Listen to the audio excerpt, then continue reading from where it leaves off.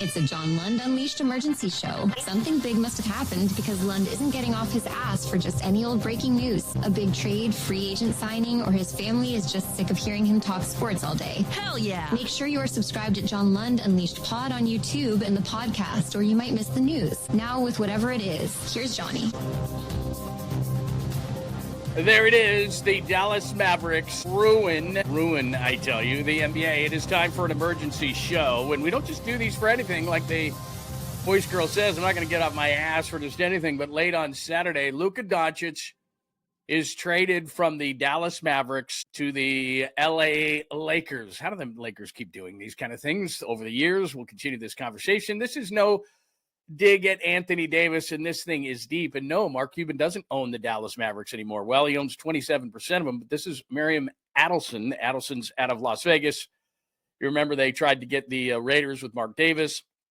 Anyway, there's lots of layers to this whole thing, and it will relate back to the Warriors as well. So again, welcome in. It is an emergency show. Luka Doncic goes from the Mavericks to the Lakers. And just to tell you, there it is. There is the show covered today. Mavs ruin the NBA. Plus, even if it is an emergency show, we have the chalkboard. So you look on the right side, Luka for AD. We'll get to that in a second. Cuban doesn't own the Mavericks. Go get deeply into that. Acknowledge that AD is absolutely great. First ballot Hall of Famer, but value is the name of the game. Generational talent. I'll explain to you true number ones and why this long-term is such a bad deal and what a number one is and what the responsibilities are. How many are there out there as far as number ones and trues? The Lakers do this all the time. Long term, what is this going to mean? And short term, and of course, Warriors outlook. That sound you hear is Steph Curry crying in the corner. Now, let me start with this. I'm going to present this because not only will I do this story for you, the sweet, clean viewer and listener, at John Lund Unleashed on YouTube. John Lund Unleashed. Make sure that you are checking that out. Also on the podcast, John Lund Unleashed. If you want to listen to this version, that is absolutely great. Do that on Apple or Spotify or wherever you get your favorite podcast. Also, weekdays at 8 a.m., we do the show live Monday through Friday, not only on YouTube, on the YouTube channel where you should subscribe and make sure that your alerts are on so you don't miss anything like this. If your alerts were on, you would have gotten an alert on this.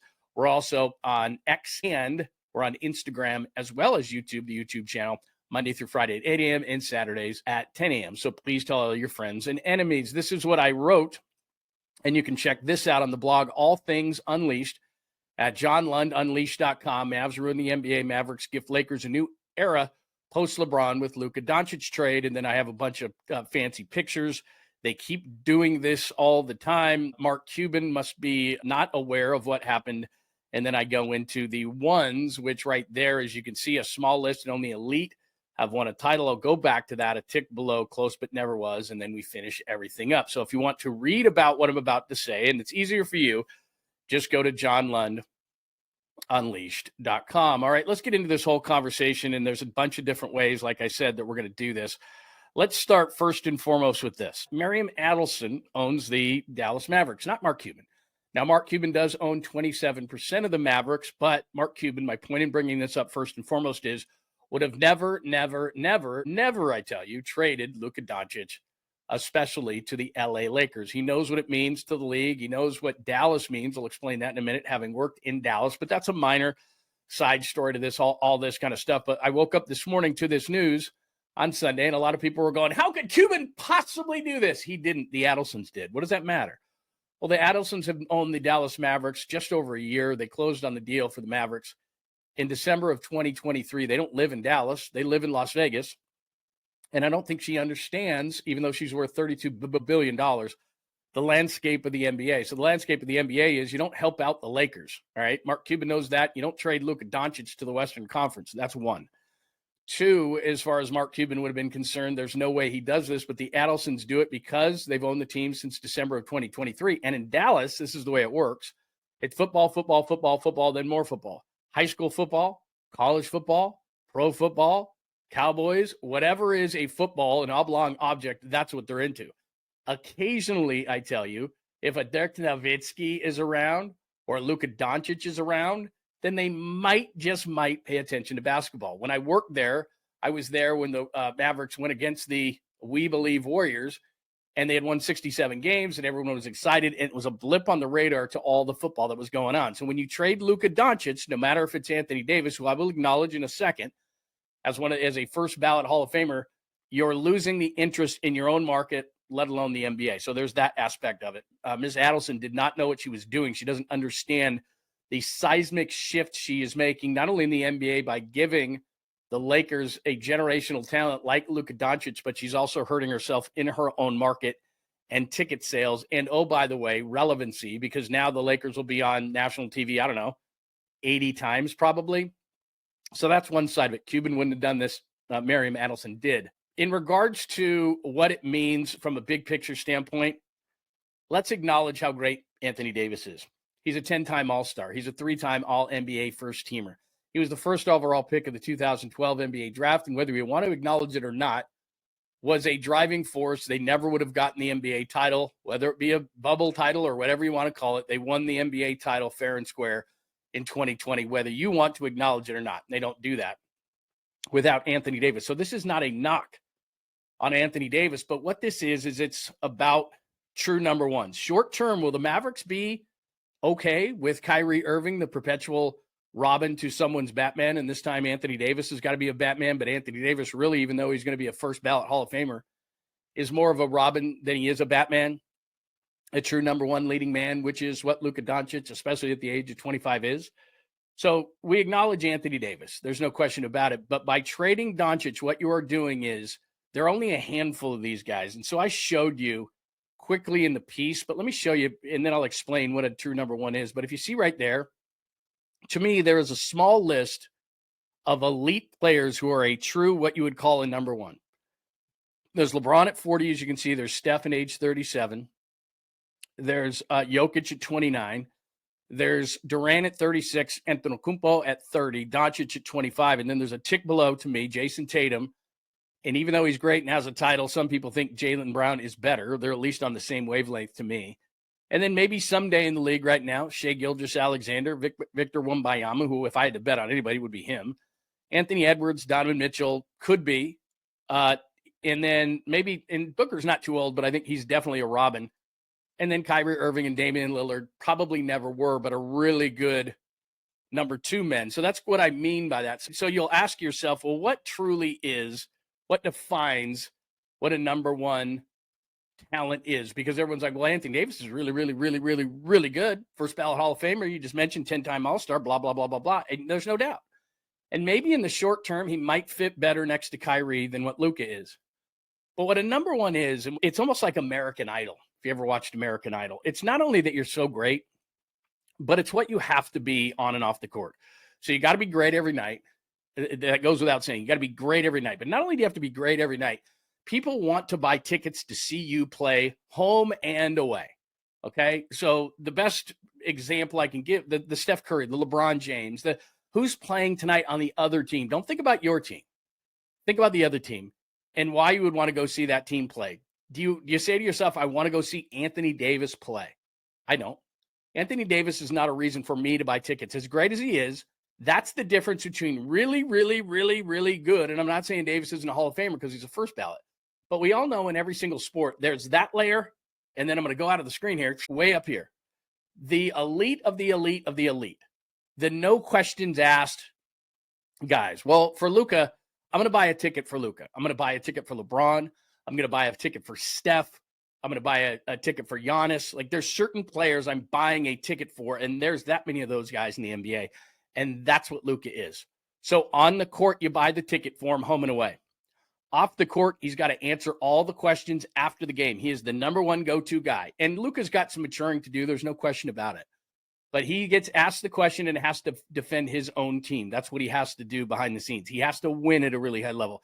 He has to be the CEO of the basketball team. He has to be great with endorsements. There's just everything. He can't get caught up in Twitter beef wars or social media. And again, I'm not saying Luka is perfect in that way, but that's a leading man is not just the guy who gets 30 and 8. Luka gets 30, 10, and 12. He triple doubles out at most games. Now, Is he perfect in the respect of he has a Patrick Mahomes dad bod? He's not always in the best shape. Defense is optional. I understand all those things. He's 25. And the reason why the rest of the NBA is freaking out is because you either draft one of these guys, and you get lucky sometimes when you do. You either draft one of these guys maybe once every 10 years, if that. Again, the elite of the elite of the elite of the elite. Maybe once every 10 years, and they never, ever, ever come out on the market. Not at 25, maybe at 35. Steph may be traded, I've told you this in the offseason, at 37. You might see that kind of a guy. Kevin Durant, the Warriors got lucky in a free agent signing and got Durant in his prime. But guys bounce around like a Harden or a Durant. And I'm saying Durant is one of these guys. Hey, Kevin Durant's playing tonight. I'm going to go see Kevin Durant play. There are very few of these guys in the league. Anthony Davis is not one, as great as he is, and Luka Doncic is. And so it's a long-term thing. If in your head you're sitting there going, no, Anthony Davis is really, really good. I'm not saying he's not. He's a Hall of Famer. Luka Doncic is the next level. I buy tickets to see him play. He's the CEO of my basketball team. He's the guy that it just everything revolves around him. Players want to come play for the organization because of him. That's not Anthony Davis. So that's what a number one is. And there's just not enough of those guys in the NBA. And when the gods of basketball decide to bestow upon you one of those, like they did in 2018, where Phoenix, what are you thinking? Sacramento, what the hell? Atlanta had him, traded him for Trae Young, and Trae Young's okay. But again, there's a different level between even Luka and Trae Young. And you look at their numbers there, they're not hugely different. If you go over per game, 28.6 to Luka, 25.2 to Trae Young, 8.7 rebounds to 3.5, 8.3 assists to 9.7. So again, if you're that analytical person and you look at it and you say, well, Trae Young and Luka aren't that different. Oh yeah? Really? Why did Luka Doncic take a Mavericks team last year that should have been nowhere near the NBA Finals, kind of like what LeBron used to do with those Cavalier teams, and yet they're in the NBA Finals? Ever think about that? Because things go beyond numbers. Luka's that good. He draws that much attention. He's that great of a passer. He needs to get better at defense. He needs to get that dad bod out. Believe me, when he goes to LA, gets a little vitamin D, kale shakes, sees what kind of shape everybody's in, gets himself a little bit of a tan. That moon tan goes away a little bit. All of a sudden, Luka, wow. He's a modern-day Larry Bird with the moon tan to match. You don't trade those kind of players at 25. You have a better long-term vision of that. And then the other thing is I've talked about all these different reasons why. What the Lakers unfortunately bought that the Warriors, which I'll get into in a second, couldn't, or the Mavericks with their new ownership, Miriam Adelson and company, didn't understand that Mark Cuban certainly would have, because Cuban's been around the NBA for years and Adelson's only been around for just over a year. First of all, you don't trade anybody to the Lakers and make them relevant. That's the whole point. All of a sudden, the Lakers now, who are scrambling, LeBron's 40, and he's not playing like it. He just had a triple-double the other night with the Knicks. So he is kicking Father Time in the nuts for the time being, although Father Time will eventually get up and win that race. But for now, the Lakers are like, oh my God, how do we do this? How do we bridge this gap? How do we find the next? How do we find the next? Who's the next? Ling, ling, ling, ling. Well, there's no old-time rotary phones anymore, but the phone is answered. Here, I'll give you a little prop. Hello. Luka Doncic, are you kidding me? I'll give up anything. So they do.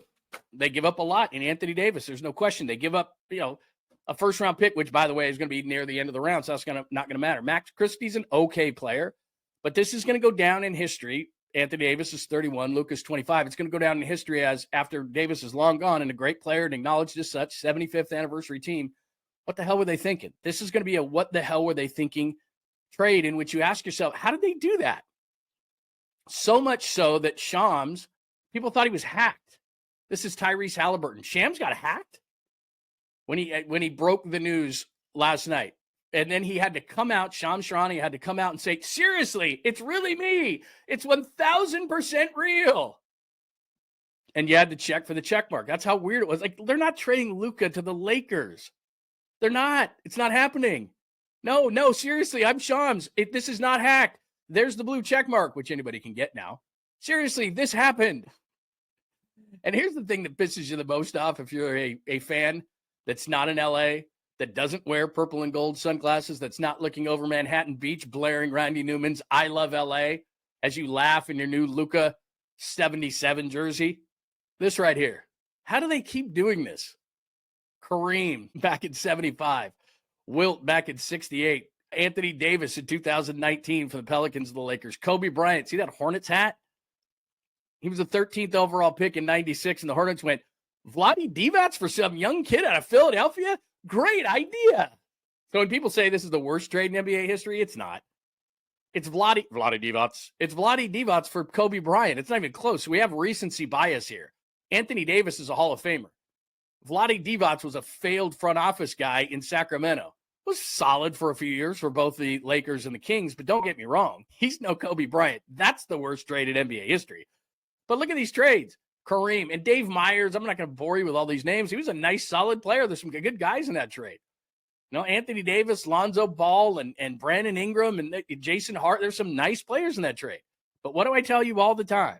90% of the time or more, the best player is the trade, is the team that won the trade. Luka's better than Anthony Davis.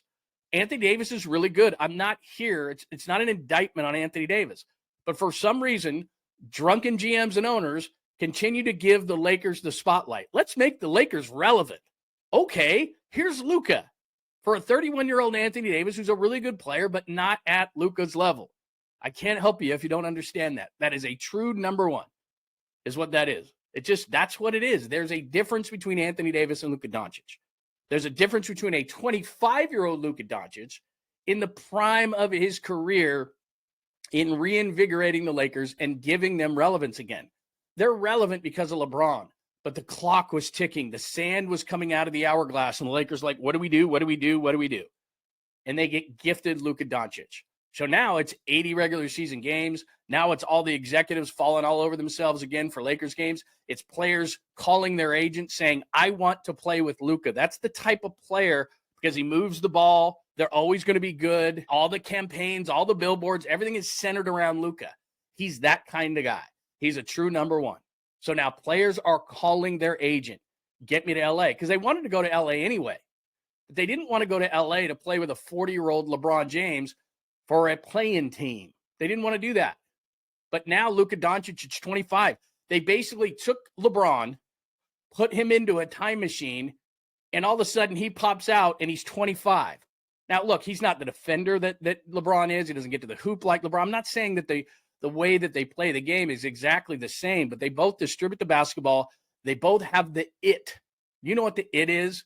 A lot of times it can't be explained, but it is a thing. And Luka has the it. And Anthony Davis is really, really good, but he's perpetually a really, really, really, really high-end Robin. And Luka and LeBron and Curry and Giannis, they're Batman. It's the best way to describe it. It's Batman and Robin. You can have a really high-end Robin. Both Anthony Davis and Kyrie Irving are really high-end Robins. Now, could they make a run? Sure. Mavericks in the short term, it's not a horrible trade.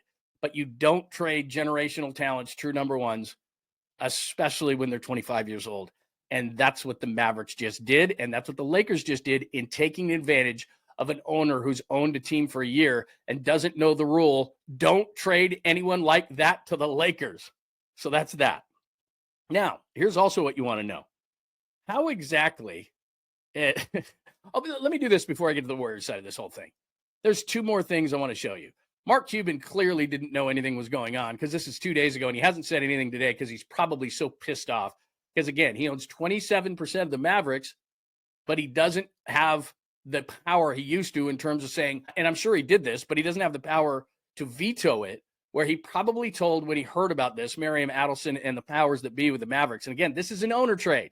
They've got a great GM. They have a great organization, but the owner said, do this. When it's done at this level, you know this. It's done with the owner saying yes, who's only owned the team for over a year. So Mark Cuban says those TV ratings for the All-Star game going to be crazy, laugh out loud. NBA going to NBA. Just insane. Luka and Kai aren't going. He didn't know about this. He probably knew about it about 24 hours ago and pleaded with then powers that be, they own 77% of the Mavericks, to not make this move, and especially don't make this move with the Lakers in mind, because he understands that it's more than basketball. It's more than basketball. It's about having a leading man. It's about TV. It's about ratings. It's about ticket sales. It's about the guy with the it. And the second thing is, and I can't believe this, and then we'll get to the Steph Curry part of this whole thing. They didn't even open it up for bidding. Asked one NBA executive if he knew Luka was available, how much would he offer in a potential trade? Quote, unquote, everything.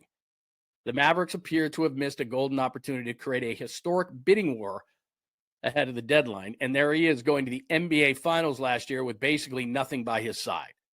So if you wonder to yourself, how good is he? It's LeBron-ish, the kind of team that he brought to the NBA Finals last year. That's what Luka did. So, yeah, dad bod. Yeah, isn't always into it. Yeah, whiny face. Yeah, crying for fouls. Yeah, he needs to get in better shape and drink a kale shake. Could play defense. That would be nice. But they still went to the finals, and he's 25. So what do you think he's going to do when he's going to get to L.A.? This is what good organizations do. He's going to get in better shape. He is going to play a little bit more defense. He is going to get better and better. They are going to explain to him exactly the Laker way, and this happens all the time in every sport, no matter whether you want to admit it or not or hate the Lakers or not. He's going to be better, and he's 25 years old. He's not even in his prime. He's not even in his prime. So then the last thing you want to know is, how does this affect one Stephen Curry? Well, first of all, can you hear that noise? It's Steph crying in the corner because they didn't make this move, because the Mavericks didn't open this up to everybody to make some sort of a historical bid for Luka Doncic. Because what you're thinking, and what we've talked about so many times, the Warriors, is how are they going to do the next? They're clearly not in a window. They're in 11th place. It doesn't matter outside of Luka Doncic or someone similar that they could grab at the deadline and not give up Steph Curry. That's the only way they could turn this thing around. We've talked about it for weeks and weeks and weeks, if not months and years. How do they get back to relevancy? Because right now, they're not the championship Warriors. They're the play-in Warriors. What were the Lakers? The play-in Lakers, not the championship Lakers. And all of a sudden, in one fell swoop, Luka Doncic, LeBron, they keep Reeves. All of a sudden, you're thinking to themselves, that could be an upper echelon team in the Western Conference. And if you don't believe me, you just saw Luka Doncic take the Mavericks to the NBA Finals last year, and he didn't have a guy named LeBron. So they could be that team. So you're asking yourself, how does that happen with Steph Curry? I don't know. Is there another drunken general manager or owner out there? That's about the only way, because we've been talking about Jimmy Butler, not Luka Doncic. We've been talking about, Brandon Ingram, who was in the Anthony Davis trade from the Lakers to the Pelicans, not Luka Doncic. So unless there's some move and this thing came out of nowhere, then the insiders didn't know, and Shams had to say, I am serious. So unless there is some kind of a trade we don't know about, and I'm sure now there's pressure, not on Mike Dunleavy. I have to tell you this again and again and again. Mike Dunleavy has nothing to do with this. This is Joe Lacob. This was also Jeannie Buss and Miriam Adelson for the Mavericks and the Lakers. This was not general managers. They might have started this talk, but then it's almost like, well, I got to go ask my parents. Yeah, you can't stay the night because you have to ask your parents. Well, this is on a really high level, having to ask your parents to stay the night. I got to go ask my parents. I got to go ask my owner. Hold on. And the owner for the Mavericks is only owned the team for a year, lives in Las Vegas, nowhere near Dallas, doesn't understand the landscape and architecture of the NBA, and makes a move that is going to have negative implications on everybody in the league outside of LA for 10 to 15 years. Because I'm sorry to heap on more bad news, Luka Doncic doesn't rely on athleticism. I don't know if you knew that. It's a lot of basketball smarts. So what is Luka? Luka's 25. Now, again, dad bod Patrick Mahomes, but he could probably play to 37, 38 or more if he gets himself in decent shape, because he doesn't rely on athleticism. He relies on understanding basketball, all the intricacies of the game, really good shooter, really great passer, all these different things, can defend, but we all know that. But he's going to play for a long time, and it's going to change the landscape of the league. So those who are saying Anthony Davis is not chopped liver, he's not. But he is not Luka Doncic.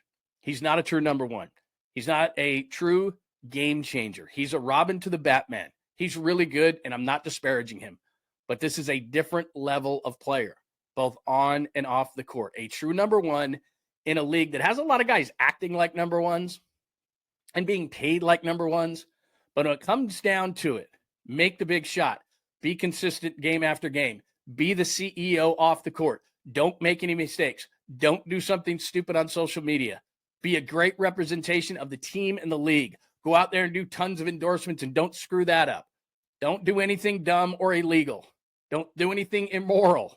All these things that when you're the one, there's a stack of them that you got to be. And while Luka's not perfect, he's 25 and he's damn close. And he can carry a team to the NBA Finals because he just did. Major move for the Los Angeles Lakers and a major loss for the rest of the NBA. And from a Warriors perspective, how do the Warriors look at this trade and say, we're fine, we're good, we're going to just bring in, I don't know. And again, the guys that they could potentially bring in, the names we hear, like I told you last week, Bobby Marks from ESPN is talking about Looney for a second rounder. That's the big move for the Warriors.